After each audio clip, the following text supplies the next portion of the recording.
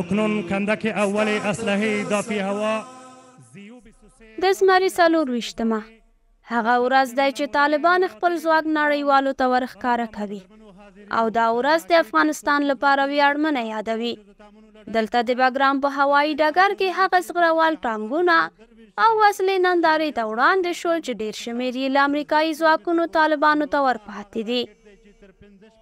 بهر ته هم دا اعلان ده چې له ټولې نړۍ سره متوازن سیاست غواړو، له ټولو سره متوازن اړیکې غواړو او نه غواړو چې افغانستان بیا د منفي رقابتونو ډګر جوړ شي. اسلامي امارت په افغانستان کې داسې نظام رامنځته کړل چې نه یوازې جګړې دوام ونه کړل بلکې د 15 لسیزو جنګونو هم پای وموند. بیګا شپه هم د افغانستان په یو شمېر ولایتونو کې طالبانو د هغوی پلویانو د ښارواټونو ته راووتل او د زمري 24مه یې په جشنونو ولمانځل. نن د زمري 24مه پر افغانستان د طالبانو د واکمنۍ 3 کاله پوره شول، خو لا هم د نړۍ هیڅ هیواد حاضر نه دی چې د دوی حکومت په رسمیت وپېژني.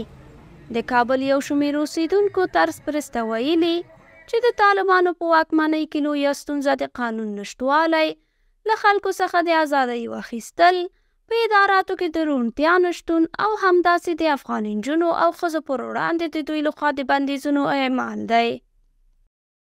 طالبانو خو چې د خدای حق سي بس ورسره ستړي علاج د دې انصاف روزي کې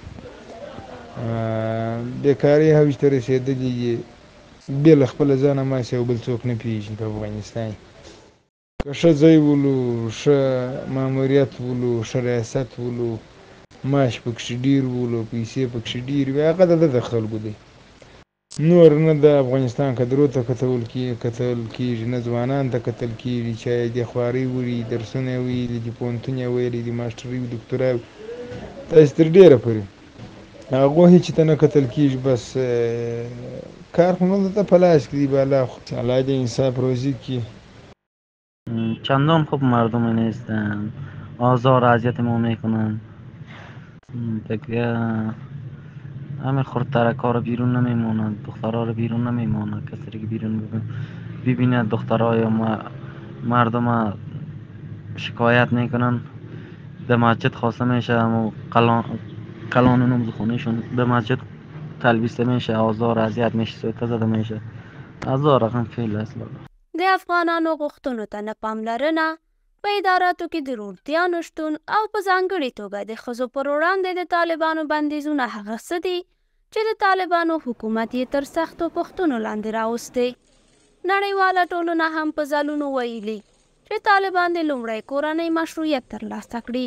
دا په دې معنا چې د یو حکومت په څېر د افغانانو غوښتنو ته غاړه کیږدي او افغان ولس ته د ځواب ورکولو په برخه کې ځان مسؤل وګڼي.